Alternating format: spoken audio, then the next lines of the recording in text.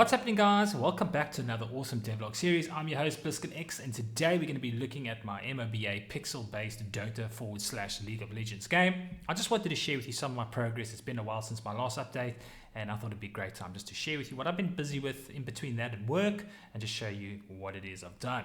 So as you can see, I've enhanced the zoom now to the correct frame viewport size. Originally in the old videos, as you can see, we were obviously zoomed out and it didn't really give it that pixel feel. So now I've set that correctly. We've got the pixel look. You'll notice that the character selected, he's got his idle animation. I'm going to be bringing to the first edition 1 or 2 characters. I didn't realize how in depth the, you could say, extra abilities for each character is going to be, because that's quite a mammoth task, because I have to use a form of JSON that handles most of this value so that we can update them quickly without having to re-edit the game every time when I add new, you could say, different attacks, second, third, fourth attacks for each character, like the League of Legends and Dota has. So yeah, you can see I've got the running animation sorted. This here, just to show you how the arrays effectively work. This is a friendly turret, so it's not going to fire at me, but it just shows you that I've taken the ability to really make sure that shots are fired, that I am looking at all the polygon corners of the specific, you could say, collision that I've got set to this character. So that's just to ensure that that is done correctly. So we've gone ahead, as you know, we've added the shadows. I've added, here you can see I've got the mana now working correctly. I've got the health bar working correctly. We're going to have obviously the profile photo coming here. All the damage stats, etc. is going to come in here at the bottom. I have gotten these working. I've got an AoE attack now. This is going to work on a timer. Yeah, you can see with the shades. I've gotten my bounties to work correctly from my previous video. Obviously, timers are working. We've gotten some creep waves here. You can see this is the, you could say, jungle waves to which we're going to spawn. I still need to set the Z indexes. I'm probably not going to have the name above. This will probably come in. Yeah, it's going to be your 5 players per side.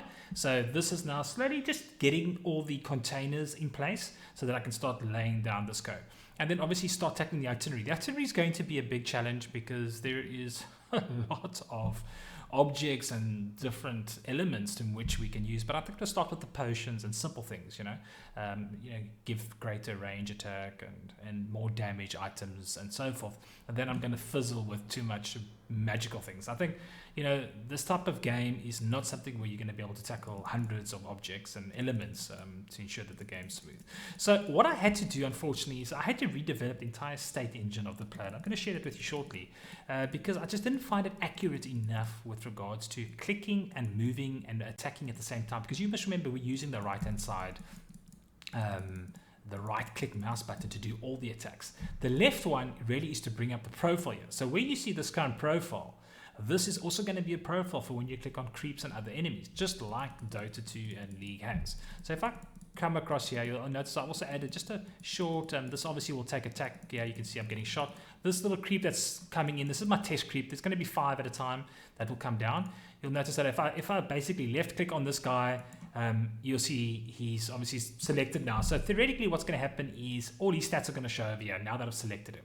So he's going to follow me basically because he's now attacking. The flickering motion is to say that he's attacking me. I've just made that as a placeholder for now.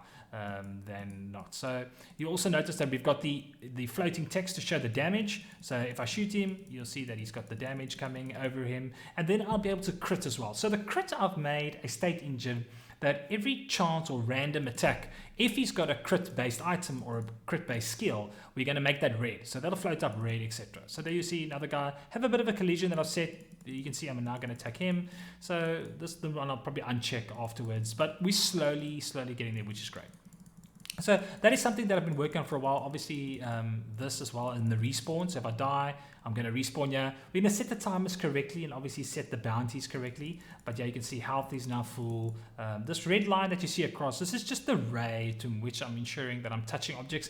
This is purely for testing purposes. So don't stress too much with regards to that. So some of the other little bits that we've done is ensuring that our enemy turrets, here we go, we've got our 3 little turrets, which I'm going to have to start doing the pixel art. Pixel art is time consuming as well. Yeah, you can see these guys are going to attack basically the creep spawns that come in. I'm going to get to now, the next part of this progress is really to you'll see that this little weapon spawned here, but that is that's just a glitch. Yeah, you can see it's attacking the creeps correctly. This is something that I need to work on, that when you get here, he attacks. I've just got massive damage set currently to the turrets to ensure that they kill the creeps that are coming in. So just coming in back over here, Another thing that we've said is obviously we've set the animations correctly for all the attack animations and so forth. We've got these blind high grounds and so on that we will obviously work with, and our friendly turrets. And we're going to have creeps coming in here, which I've set. So coming over to the view of the game, I just want to share some of this with you. So currently you can see here, this is sort of the map that we've got set at the moment. So we've got our, for the good player, obviously we've got the light boxes attached to turrets that will give vision. We'll have that on player as well, and then obviously items such as wards potentially, and certain elements that you want to cast vision on the shadow. So that is something that we're going to be working on. We will be spawning different camps with jungles. That will be quite nice to further upgrade the loot, and we'll have to set a base stat with that. So currently what I'm doing with regards to that is we are using you could say an additional node. If I look at the creep stats, I've got a separate node that is then full. Let's say that these are the perimeters, or let's say the player perimeters for argument's sake, which is good practice for those of you that are keen.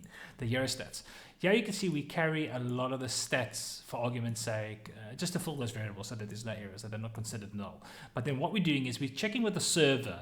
So all the server stats are going to be held on the server, and that is filled when we do a lobby connection.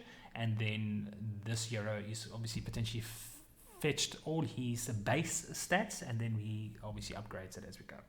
Now, what is different was initially in the past, with the counter attack we had, we were clicking on the units, and we were using what we call a 2D array to know what was underneath the mouse. We had a function that would say on our player that if you clicked on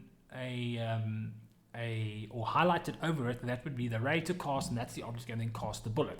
Now that is not very accurate, just to be very clear. The best approach is to do with, especially when it comes to RTS and MOBA games, is when you take, for argument's sake, let's say it's a creep. I'm going to just use, let's take the bat for argument's sake. Let's just use bat. So if we're going to use the bat script, I just want to show you what that looks like.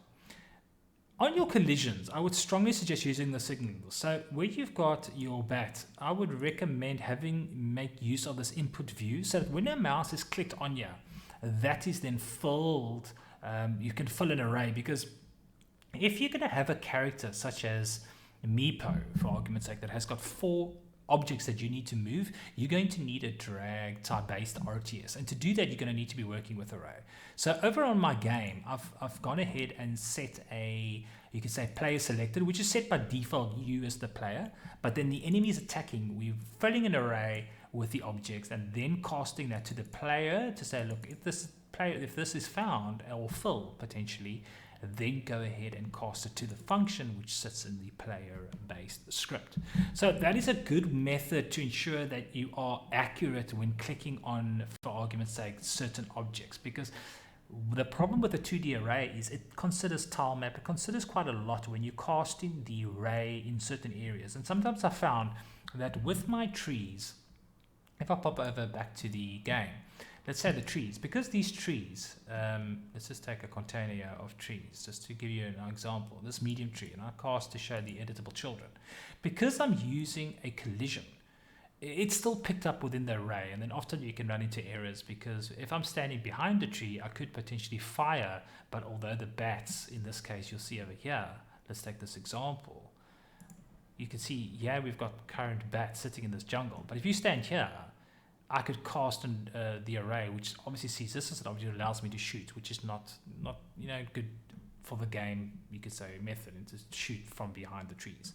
You have to be in front. So a lot of these little things I'm having to learn along the way and having to change. So potentially my attacking was working well, but I had to go and remold this into the game and start using signals to then just to use over here on, let's say, the bat script, to turn around and say, signal this attack. So then we can basically signal that across and then tell the parent, because it's saying go to the parent, which is obviously the game itself. But this I'll probably put in a container, so I'll change it to then go ahead and trigger this attack, this unit.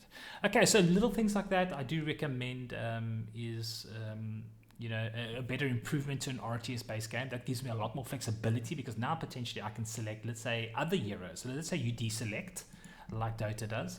I can then go ahead and use your hero potentially while there's no player assigned to it. So something to consider. These are the things that I had to go backwards and forwards with that took a lot of time. So love to hear your guys' thoughts if there's a better way of doing it, but I feel I've made some great progress. I'm going to now start working on the profiles and a lot of the other elements. We do have our AoE attack working. It just needs a little bit of polishing with regards to the cost range as well as the effects, and I'm looking forward to getting started with that. But guys, as always, I hope you enjoyed it. If you're new to this channel, we appreciate the love. If you can give us a little thumbs up or a like button, smash it, that'll be awesome. And we'll catch you guys in the next one.